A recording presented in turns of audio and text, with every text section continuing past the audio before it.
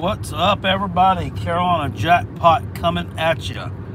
It's Friday evening. It's about 8:53 p.m. and starting the live stream with my 2018 college football week number 2 picks against the spread. I normally do this in a much different format. I do it at home from the comfort of my own sofa.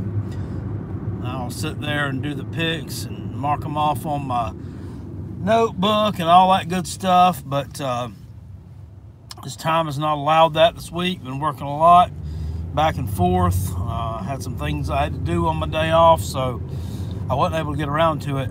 So I was upset last night I didn't get them done. I was going to do them last night, and I worked so long yesterday I just fell asleep on the couch, and so I was like, dang, you know, there was a game tonight. But then I was like, oh, no, there wasn't. There was not a Division I FBS football game last night. It's tonight. So I can actually get all the picks against the spread in that I wanted to get done this week, because the Friday night game, last time I checked, unless it's changed in the last 10 minutes, was actually a delay.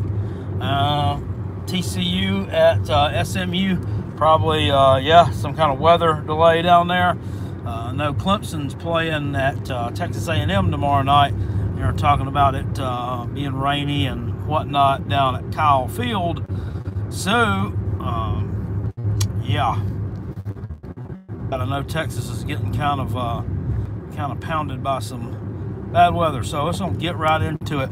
Hopefully they'll be able to get that game in tonight. Maybe not. It may be later on this weekend. Hopefully they don't have to cancel that. There's too many games the past couple of years been getting canceled, man. I mean, some games that we would have liked to have seen last year. Miami on the road playing Arkansas State got canceled. I think Florida had a game canceled last year against some Sisters of the Poor team. And who was it? Oh, yeah, Georgia Tech and UCF got canceled. It's probably a good thing for Georgia Tech, but at any rate, I'm going to get into these. So TCU and SMU are playing tonight, hopefully. And SMU is a 22-point underdog at home. I wrote these lines down on Tuesday night, too, by the way. Some of them have changed since then. Some of them have changed, just so you know. And the ones when I get to them that have actually changed, I'll let you know. They have. I mean, I think I've got it noted down there. Yeah, TCU and SMU, 22-point favorites. TCU is on the road. I'm going to go on ahead and take SMU in this one to cover the spread there. 22 is a lot of points. Now, granted, SMU is not a very good football team. They actually got blown out last week by North Texas, which is, I mean, North Texas is a decent team. Conference USA, don't get me wrong, they got a really good quarterback, but that's just a lot to be losing by when they're in the American Athletics. So SMU should be a little bit of a notch above North Texas, and they were clearly not last Saturday. Got blown out. TCU blew out Southern University, the Jaguars. That's FCS school. Really not much you could tell from that. Gary Patterson always a solid team down there. Was missing some pieces this year on defense, so I still think they'll be really good, but not going to cover that spread tonight. I think that game will be closer than that if it's indeed played tonight or at all.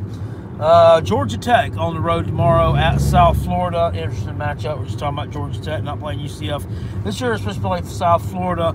South Florida is a 3.5-point underdog at home to Georgia Tech. Georgia Tech has got 3 really good B-backs. Look for that. Kerbonte Benson, and then they got a couple other studs back there in the backfield. You know, they're going to run the ball. Charlie Strong's team, missing a lot of pieces. Missing a lot of pieces off those talented teams that he's had there the past few years. Of course, Quentin Flowers is gone. Darius Tice is gone. They do return one of their receivers, which picked up a lot of yards last year and is a playmaker. But I have tomorrow, I know, I'll lose. Sorry, it's just going to happen. I'm going to go on ahead and why am I bald? because I don't have any hair growing up there, sir. Western Michigan versus Kansas. It's Central Michigan versus Kansas. I've got that down here. I think Central Michigan is going to beat them and cover the spread. I mean, Kansas is just awful, ain't it? I mean, they're bad. I'm going to take Georgia Tech here to cover that spread. I think they'll beat South Florida by a touchdown or so. Charlie Strong, kind of rebuilding year for him. Georgia Tech didn't have all great of a year last year. I think they'll improve this year under Paul Johnson. Nevada is on the right, and also forgive me, I'm not going to talk about most of these games for long because I usually research them a little bit better than what I've researched this week. But once again, man, I just did not have a lot of time this week. Next week, hopefully, if things settle down a little bit, I'll be able to get my normal research done back on. The last week's video on my games, it was like 57 minutes long. That's a long time to talk nonstop. Nevada on the road at Vanderbilt. Vanderbilt is, I've got down 9. I think they're actually a 10-point. I do too. I think they're actually a 10-point favorite at home now. The line had went to 8, and now it's back to 10. Back and forth. I really don't understand why people are jumping on Nevada here. I don't get that. They're not a good team. They were 3-9 last year. Last week, yes, they lit up the scoreboard against Portland State.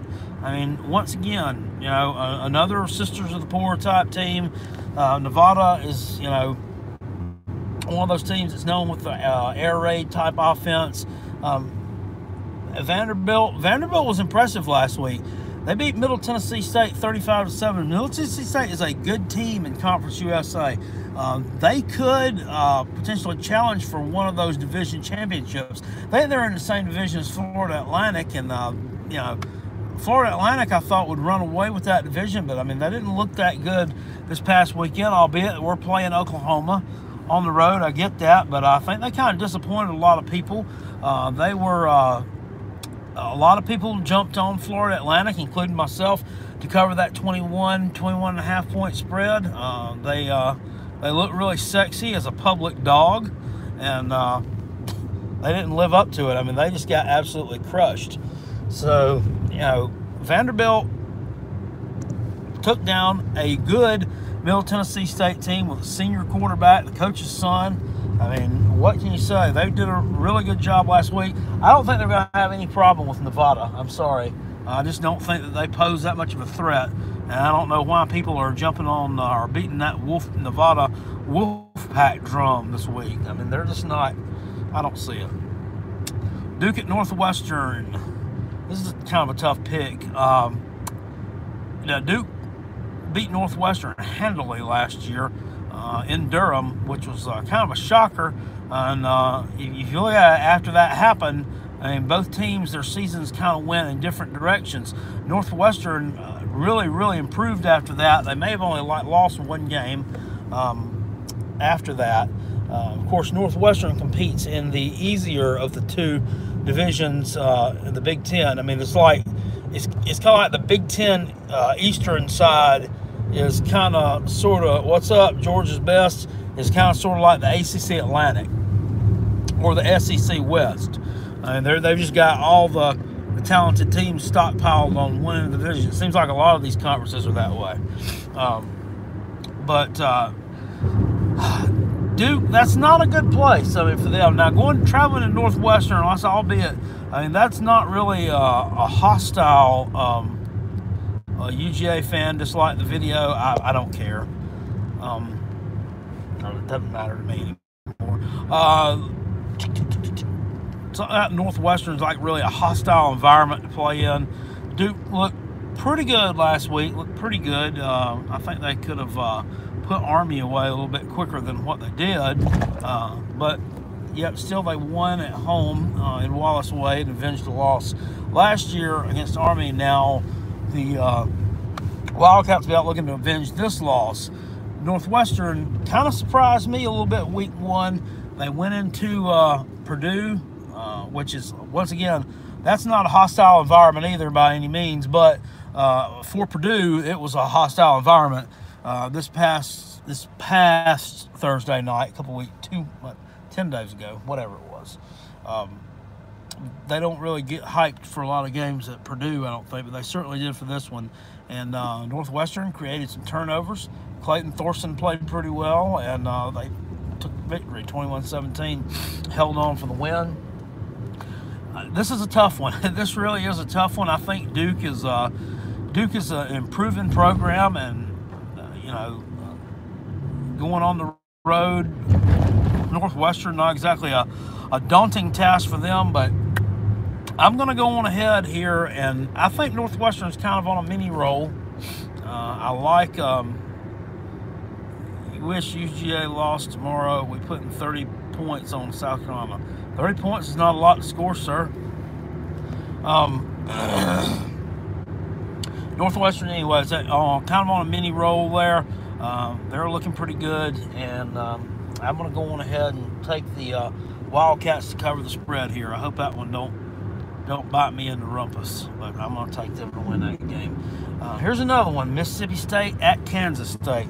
The line when I wrote this down was 9.5 points in favor of Mississippi State Bulldogs. However, that line's moved down to like 7. No, it's moved to 7 now. A lot of money coming in on Kansas State, and rightfully so. Not a good performance last week at all by Kansas State. Just barely eked out a win over FCS team, South Dakota. But they still did win. They came back and scored touchdowns in the fourth quarter to actually win that game.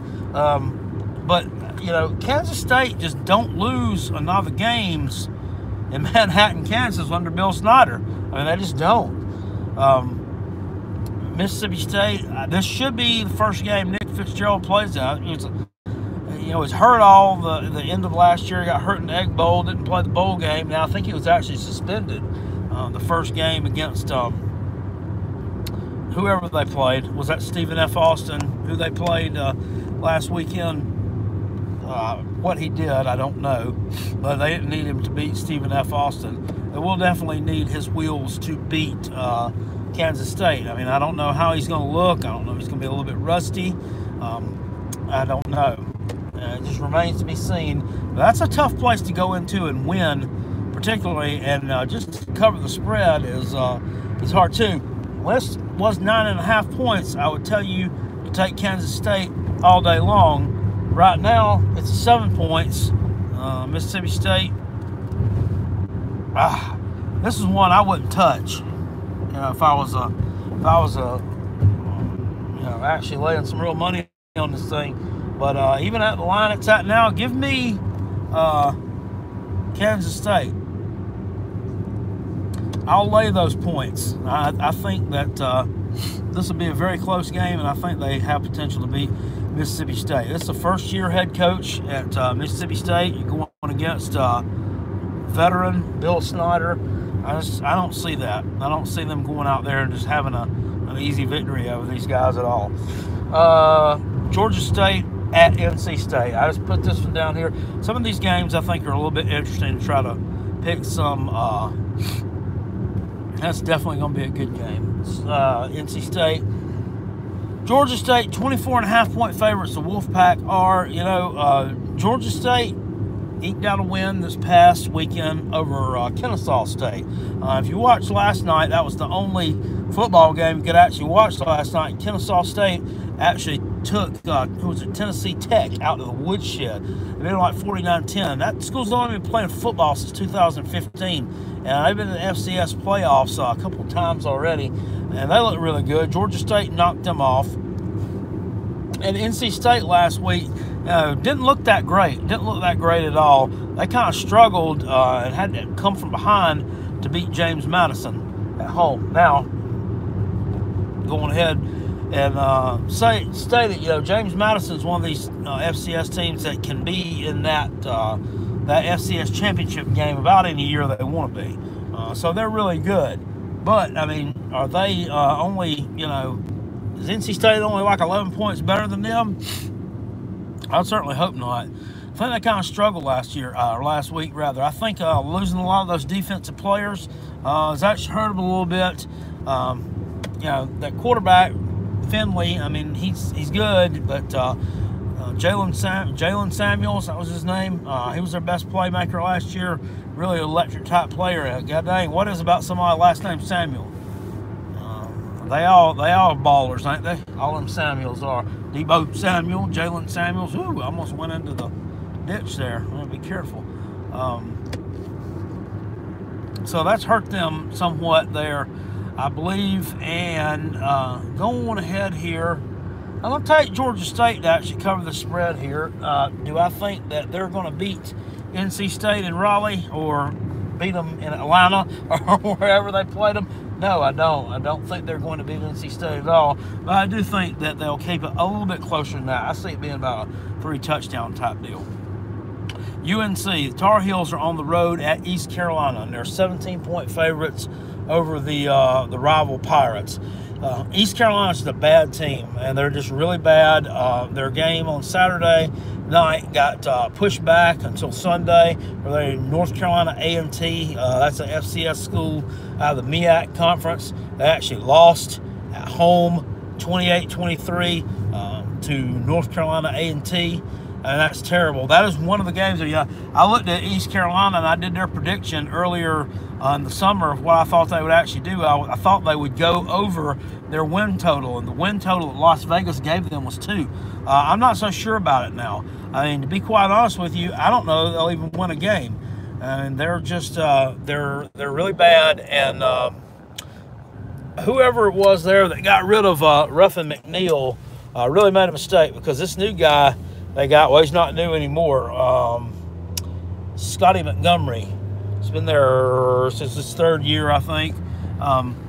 Terrible. I mean, they've went downhill and gotten 33-28. That's an interesting score.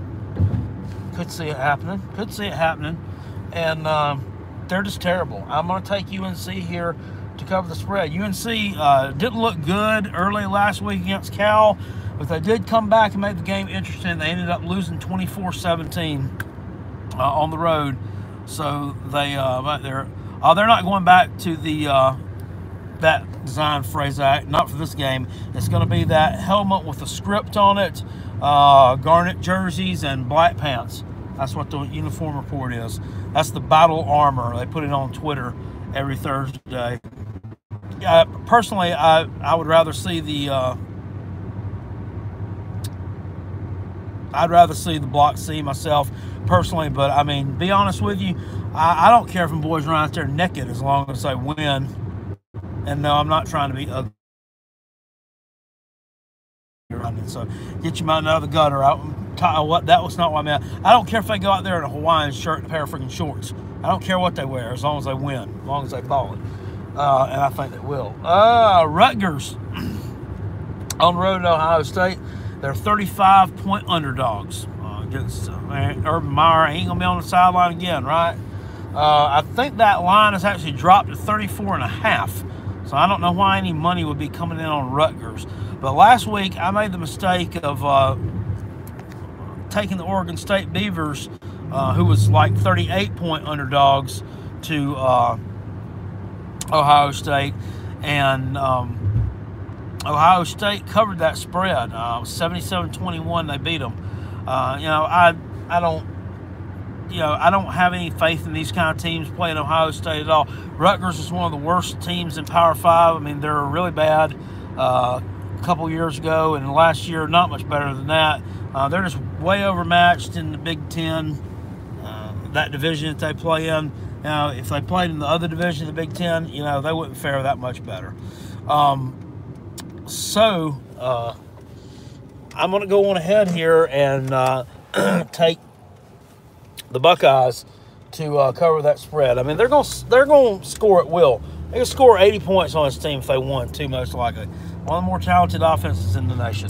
Going ahead and take the Buckeyes there. Rutgers ain't going to keep that thing close at all.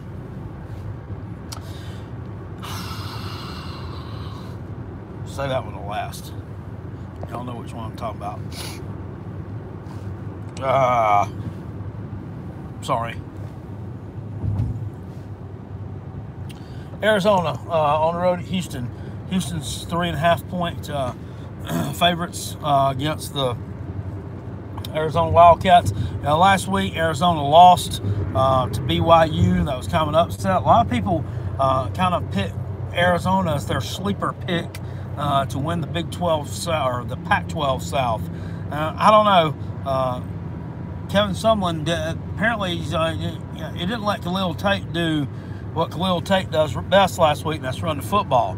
A lot of these guys, when they figure out they're going to be like a first-round draft pick, yes, we think we know, Joe. We think we know who it is. Kind of was surprising a little bit because there's somebody I actually once had a little bit of respect for. Thanks, George's Best. Tate didn't run the ball last week. I mean, not that he didn't run effectively, he didn't have a lot of opportunities to run the ball. From what I saw, it's a lot of that. They're on the road against Houston last year. Houston actually beat Arizona, and Arizona 19-17. This year, Houston returns one of the best defensive players in college football on the line, Ed Oliver. I mean, the guy's just dominant. He's a dominant player. There's some men among boys out there. And 3.5 points is not much. And Arizona didn't look great last week. Houston didn't look great either. They were trailing Rice in the third quarter. Rice is one of the worst football teams in Division I as well.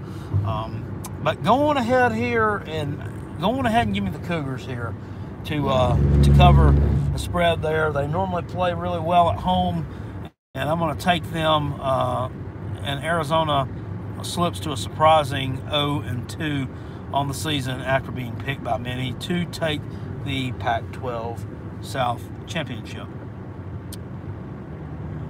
Sorry, I'm getting into a little bit of traffic here. Got a Buffalo on the road at Temple. Temple's 4.5-point favorites actually against Buffalo, and that's a little bit surprising. Buffalo's a good football team. They got their quarterback, and I don't have the names written down here. I can't remember what his name is, but he's freaking huge. This dude's like 6'5", and just a beast out there. Buffalo is out of the, I think they're in the MAC conference, in the MAC North or the MAC East. All right, man, thank you, appreciate it. And they're a really good football team. Temple didn't look that good last week. Temple lost to Villanova at home. Villanova is an FCS team. Temple had made some strides last year and really improved in the second half of the season. Actually made a bowl game. They won the Gasparilla Bowl, Paria, whatever it's called. It's in St. Petersburg. They renamed the St. Petersburg Bowl the Gasparilla Bowl against Florida International. So they were kind of a little bit of a mini roll, but they returned the same starting quarterback. Yeah, Villanova has a football team, and they beat Temple. It was 19-17. So just knowing that, I mean, I'm not impressed with that at all. So I'm going to go on ahead here and just with what I know with the big, huge quarterback. And all right, Genesis, 40-0. All right, we'll agree to disagree on that one. I'm going to go on ahead and take Buffalo to cover the spread there. I think you're going to win that football game. I really don't understand why Temple would be favored after losing to Villanova. Arkansas State on the road against Alabama. 36-point underdogs to the Crimson Tide. This is another situation like with Ohio State. Alabama can score 80 points on Arkansas State if they want to without blinking an eye. I mean, it's not that Arkansas State is a bad FCS team. They're one of the group of 5 schools. I believe they're from the Sun Belt Conference. It's just, they're just not. They're nowhere near to being able to compete with them. It's not going to happen. Go on ahead and give me the Crimson Tide here to cover the spread on that one. I made the mistake last week of not taking Alabama to cover the spread against Louisville. You think Louisville's better than Arkansas State? You think they should be able to give Alabama a better game than Arkansas State? I certainly would too. So that's what I based that on. I'm not going to pick against Alabama again until they actually screw me over. I'm going to pick them to cover the spread. Iowa State at Iowa. Iowa's a 4-point favorite at home. Iowa State didn't get to play last week. There was another game that got canceled. I can't remember who they were supposed to play, but they didn't get to play it. This game is always really tight. It was like a 44-42 game last year. Oklahoma, Nathan Stanley returns there at quarterback. I don't think that they're just that good of a football team. I mean, there's not. They kind of struggled for a while. It's NIU last year, and Iowa's another one of those teams that always is going to slip up. And why are ESPN analysts hater homers? They're trying to overcorrect is what they're doing. It's because of Kirk Herbstreit and the Clemsoning thing that he called a lot of flack for, and Jesse Palmer, all those guys, they kind of ganged up on them back in around 2013, 2014, back when when they were beating everybody on their schedule except South Carolina and Florida State. And, they called a lot of flack for that, not being able to win the big games. So now that they are winning those big games, they're just trying to overcorrect. That's all that is. I'm going to go on ahead and take the Iowa State Cyclones here to cover the spread in that game. I think that they're a better football team than their so noted big brothers from Iowa. And let's go on ahead and take the Hawkeyes to drop that one. And Iowa State to cover the spread. Sorry, I'm getting kind of here. Arkansas on the road, Colorado State. The Rams are 14-point.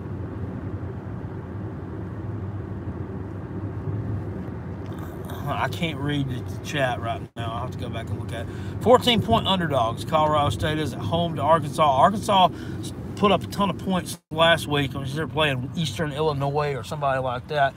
That Chad Morris, he's going to have that offense smoking before long. I don't know that he's got the personnel in place right now to do it.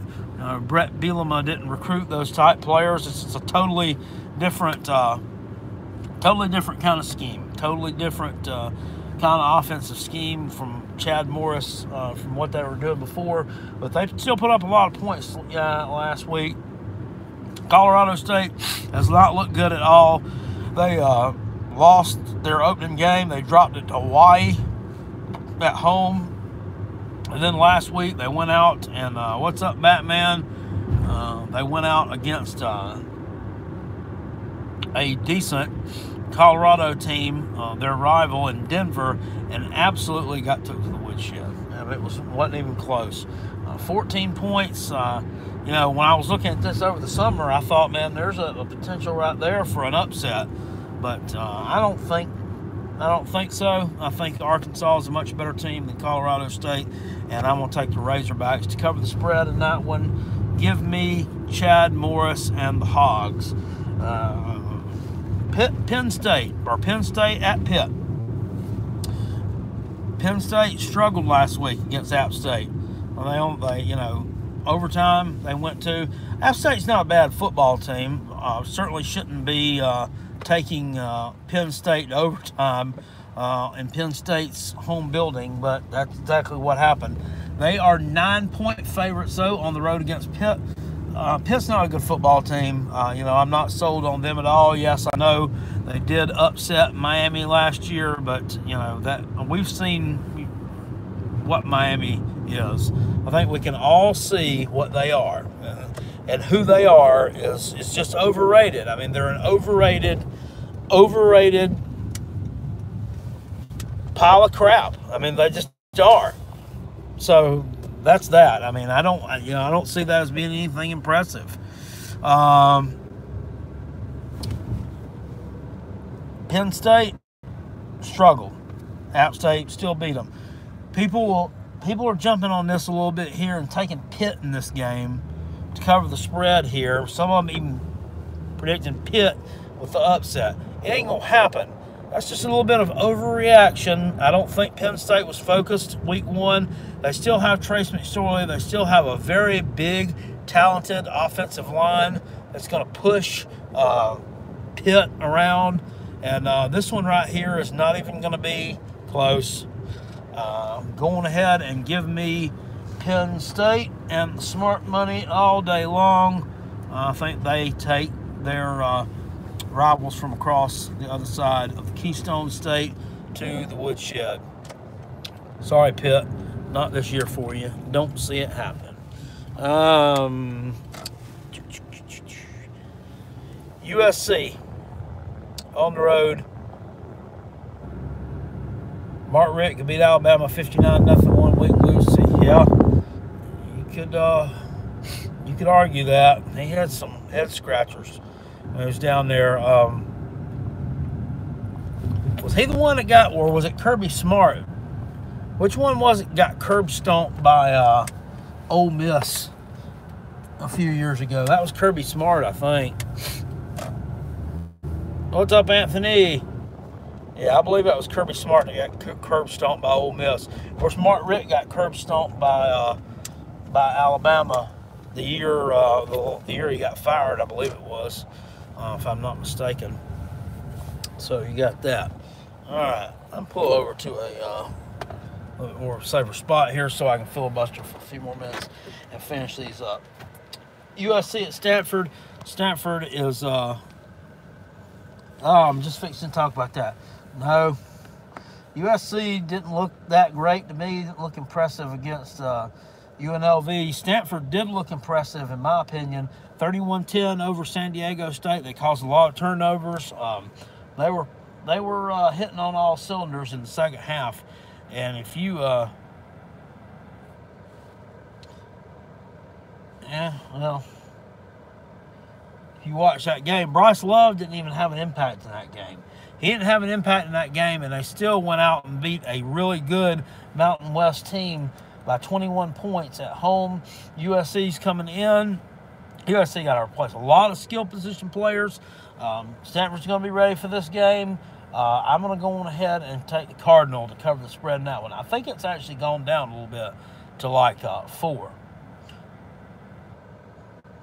Lou, get off the crack pipe.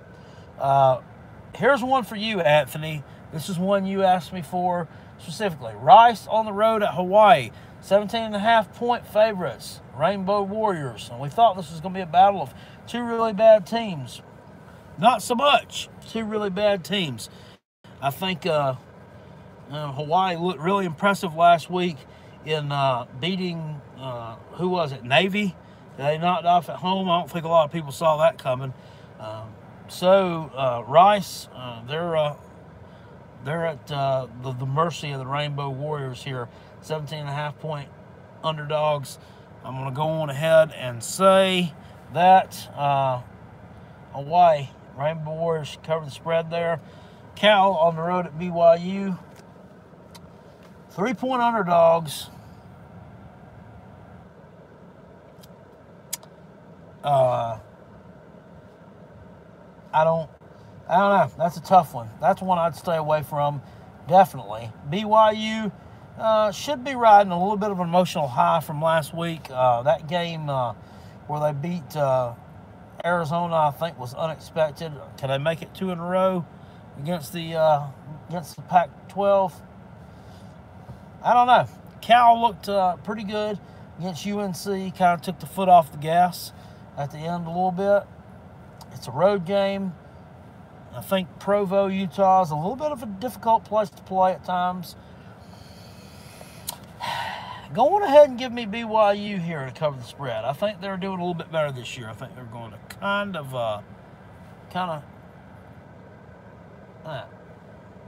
not just pass over Georgia, huh? Colorado at Nebraska, 3.5-point underdogs. The Buffaloes are at Nebraska's game last week. That's another one that was canceled. Come on now, Lou. You can be all ugly like that. 3.5-point underdogs. It was 3, I believe. Colorado looked good last week against Colorado State. Nebraska at home. Scott Frost, first game out. let's go on ahead and take Nebraska to cover the spread here. I think they get the victory against Colorado at home. You think they're a little bit better, a little more talented. UCLA on the road to Oklahoma. They're 30-point underdogs. I think it's actually dropped to 29.5 right now. Oklahoma, another one of those type teams that I think could just run away with it. Let's go on ahead and give me Oklahoma here to cover the spread against UCLA. I think UCLA is I think that, we're talking about overreacting to some stuff there with Penn State. I'll make a vid where I say USC juniors win the Natty. I hear you.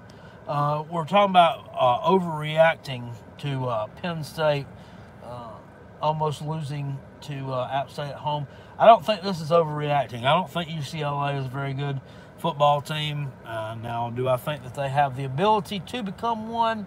Yeah, I do. I think Chip Kelly's got to get some players in place and get his system going there. But I had some guys suspended too. Along in the Big Ten. Okay. Lou, I think you're, I don't know if you're the real one, Lou, tonight or not. I think you might be one of those trolls. Just impersonating Uncle Lou. All right, last one. I've already given you my prediction on Clemson, Texas A&M. I did a video about that one. UCLA is better than USC Junior.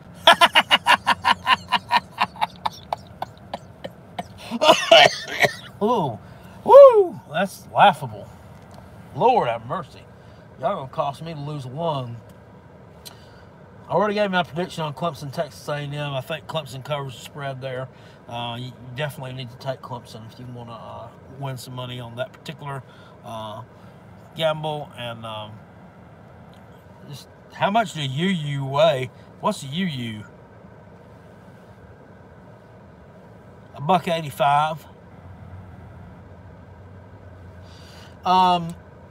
Georgia at South Carolina, final pick, and y'all know where I'm the real Lou liar. All right, Gamecocks, 10-point underdogs at home to Georgia. Part of me here wants to take Georgia just because of the fact that I think Georgia's probably better on the lines of scrimmage than South Carolina is. I think Georgia probably has more depth in the skill positions than we do. I think we have some good skill position players. I think we got a good quarterback. Of course, Deebo Samuel, everybody knows about him. We got 2 or 3 more really good receivers. Lou has 11,000 subs. Okay, that's the other Lou. More depth. More depth, along the lines of scrimmage, yeah, and especially defensively. A little more depth there, but talent. I lost a lot of talent. Lost a lot of talent off that 2017 team. Lost 44 touchdowns off that 2017 team, just with 2 dudes. 2 dudes, 47 touchdowns. You're not replacing that. You're not replacing that. So call me a homer, call me super fan, call me what you will. I'm gonna go on ahead here. And I'm going to take the Gamecocks to cover that spread. I've been loud and boisterous about it. Now, this is just me talking. Do I think we're going to win that game? I don't know. A lot of people seem to think that we do have a chance to win it.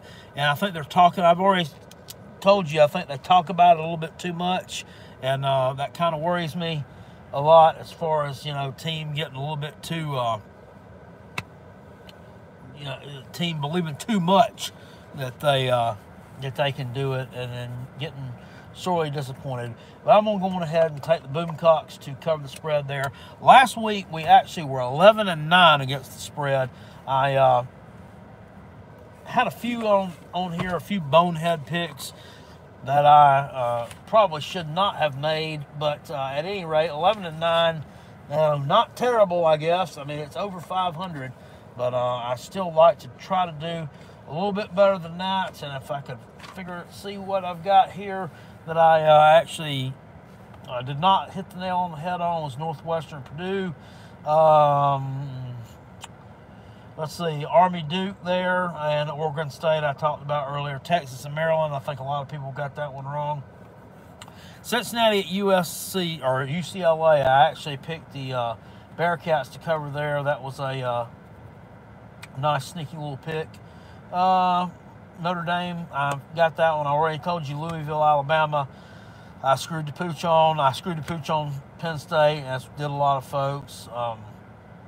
Ole Miss, Texas Tech, nailed that one.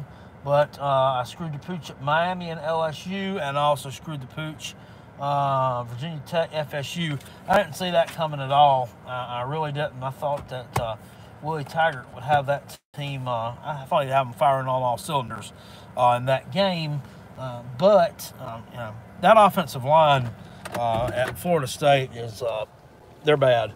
They're really pathetic, and it's sad because they do have some good skill position players. They got two really good running backs there, but until somebody starts blocking for them, and it's never going to materialize. All right, guys, I'm going to jump off here now. I got to go in here and get me some crackers, a little Debbie cake, and something to drink, and I'm going to head on home. I do appreciate it. There'll be more videos to come tomorrow when the Georgia game's over with. Carolina Jackpot video coming, win or lose. It'll be a celebratory video or an excuse video.